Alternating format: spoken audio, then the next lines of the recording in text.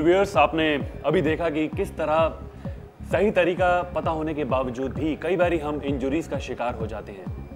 हमें लगता है कि हम सही तरीका जानते हैं, लेकिन थोड़ी सी लापरवाही भी हमें इंजरीज का शिकार बना देती है। जैसे अभी मैं थोड़ी देर पहले इंजरी का एक शिकार हो गया हूं। तो आज हम जानेंगे हमारे एक्सपर्ट से कि उन लोगों को क्या करना चाहिए जो कि जिंदगी में पहली बार एक्सरसाइज शुरू करने जा रहे हैं, और उन्हें क्या करना चाहिए जो कि एक्सरसाइज कर रहे हैं। उन्हें अपनी इंटेंसिटी बढ़ाने के लिए, अपनी कैपेसिटी बढ़ाने के लिए क्या करना चाहिए। तो चलते हैं हमारे एक्सपर्ट के पास, जो हमें बताएंगे कुछ नए तरीके, कुछ अलग तरीके जिनके जरिए हम खुद को फिट रख सकते हैं, किसी भी इंजरी से बच सकते हैं। अगर आप एक्सरसाइज कभी नहीं करी और आप एक्सरसाइज शुरू करना चाहते हैं, तब भी आप उन तरीकों के द्वारा एक्सरसाइज कर सकते हैं और एक सेहतमंद जिंदगी बिता सकते हैं। तो चलते हैं हमारे एक्सपर्ट के पास। वेल फ्रेंड्स, तो इन सभी बातों के बारे में सही जानकारी देने के लिए आज हमारे साथ हैं हमारे फिटनेस ट्रेनर कमलजीत जी।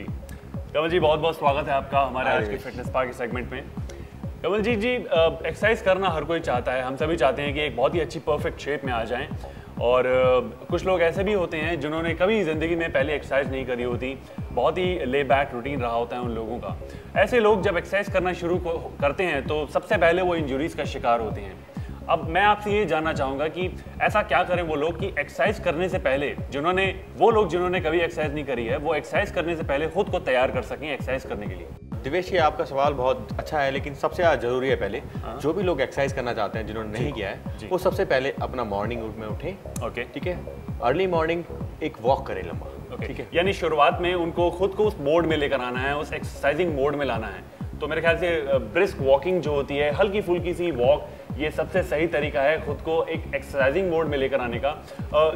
कितने लेवल तक हमें वॉक करनी है, किस लेवल तक? ऑलमोस्ट शुरू में जैसे आप शुरू करते हैं, फर्स्ट डे 5 मिनट्स वॉक करें। ठीक है, उसके बाद धीरे धीरे 7, 8 धीरे धीरे बढ़ाते रहें उसको।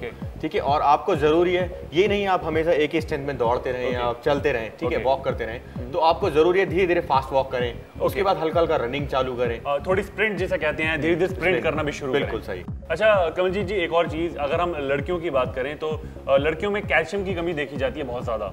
शुरुआती दौर में अगर वो एक्सरसाइज नहीं करी है उन्होंने, और एकदम से अगर वो एक्सरसाइज करना शुरू करें, तो जो फैट लूज होता है उसकी वजह से बॉडी के अंदर अलग अलग तरह की डेफिशिएंसी आनी शुरू हो जाती है।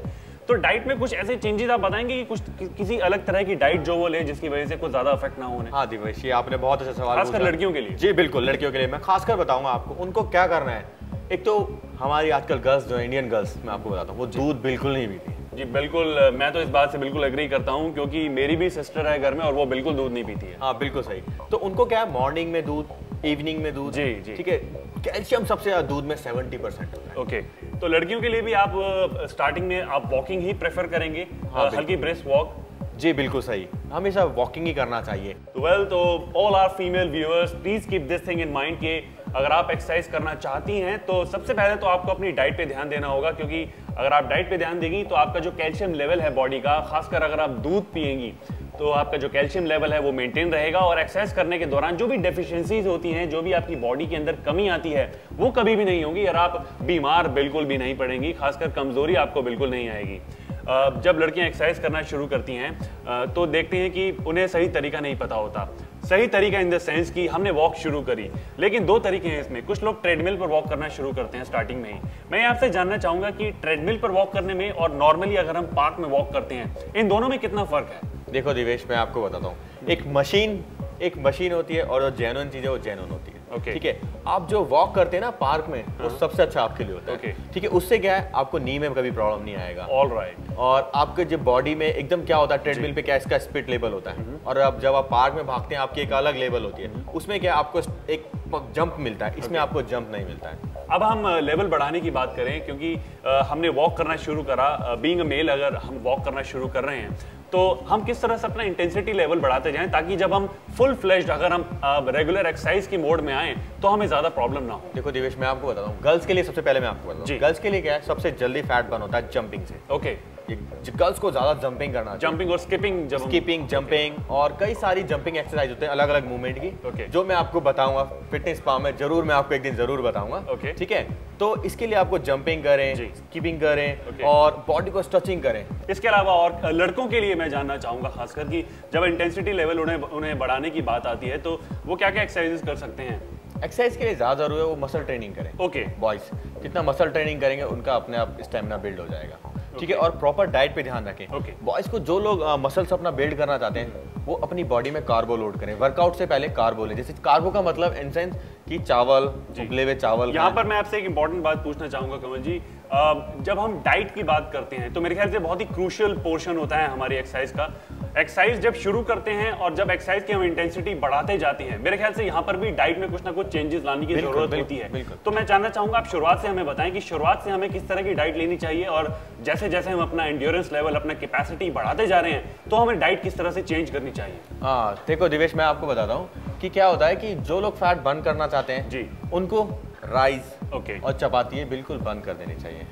एकदम से नहीं, धीरे धीरे। जैसे 2 है तो 1 कर दें, फिर धीरे धीरे कम करते रहें। तो अब हम जब अपनी कैपेसिटी बढ़ाएंगे, मैंने अब एक्सरसाइज हार्ड करनी शुरू करी है, तो मुझे हार्ड एक्सरसाइज के साथ साथ किस तरह की डाइट लेनी चाहिए? जैसे हार्ड का मतलब हुआ अब 2 प्रकार से हार्ड, एक तो फैट बर्न करने में हार्ड होती है, एक मसल बिल्ड करने में। मैं चाहूंगा आप दोनों तरह से हमारे व्यूअर्स को डिफाइन करें। ठीक है, देखो जब मैं बताता हूँ, जो लोग बहुत सी गलत फहमियां होती हैं कि क्या करते हैं कि मैं अपना फैट बर्न कर रही हूँ, लड़की और बॉयज फैट बर्न कर रहा हूँ तो खाएंगे नहीं, तो उनको सबसे ज्यादा प्रॉब्लम हो जाती है शुगर की प्रॉब्लम। जी बिल्कुल बिल्कुल, ये शुगर की प्रॉब्लम आने लगती है, बॉडी में वीकनेस आने लगती है, उन्हें चक्कर आने लगते हैं, और साथ ही साथ उन्हें नींद ना आने की समस्या भी रहती है, इंसोम्निया हो सकता है उन लोगों को। बिल्कुल बिल्कुल, बहुत सारी बीमारी से जुड़ जाते हैं। ये गलत फहमी है खाना ना खाने। खाना है आपको जरूर खाना, लेकिन हेल्दी डाइट लेनी। और क्या बताएंगे आप इस बारे में? और मैं बता, जो बिल्ड करना चाहते हैं वो नाइट में कार्बो लोड करें। जैसे कार्बो इन सेंस कि चावल खाएं, प्रोटीन का इंटेक ज्यादा करें बॉडी के अंदर, सोयाबीन, जितनी भी चीजें प्रोटीन है वो ज्यादा इंटेक करें।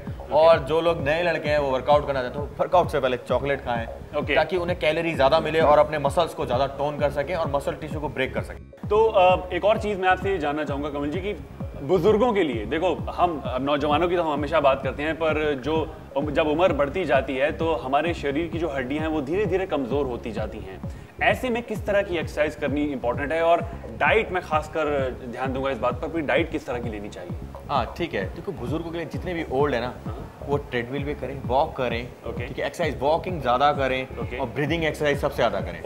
ठीक है, ब्रीदिंग एक्सरसाइज, हल्का फुल्का, वेट ट्रेनिंग पे बिल्कुल ध्यान ना दें, हल्का सा ट्रेनिंग करें, सबसे ज्यादा वॉक करें। और मैं आपको फिर से बताता हूँ, जैसे मैं कई एक्सरसाइजें हैं योगा की, वो आपको मैं एक दिन बताऊंगा जो बुजुर्गों के लिए होनी चाहिए। मतलब ज्यादा अपनी बॉडी पे प्रेशर ना दें, जितना हो सके उतना लाइट वेट करें। बिल्कुल, तो बढ़ती उम्र के साथ दोस्तों आप कोशिश करें अपने मसल्स पर बहुत ज़्यादा ध्यान न दें, कोशिश करें अपना स्टैमिना मेंटेन करके रखने की, क्योंकि वो बहुत ज़्यादा ज़रूरी है आपको लॉन्ग रन में एक हेल्दी लाइफस्टाइल बिताने के लिए।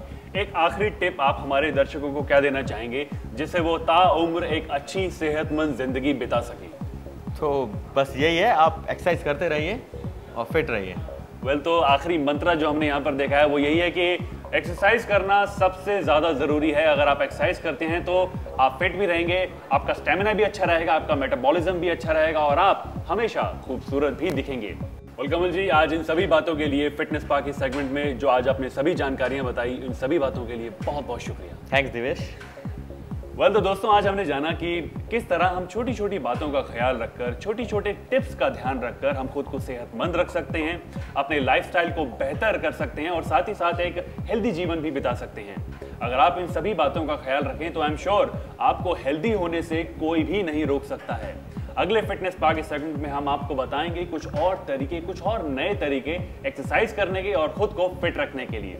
तो मिलते हैं अगले सेगमेंट में, तब तक के लिए कीप एक्सरसाइजिंग।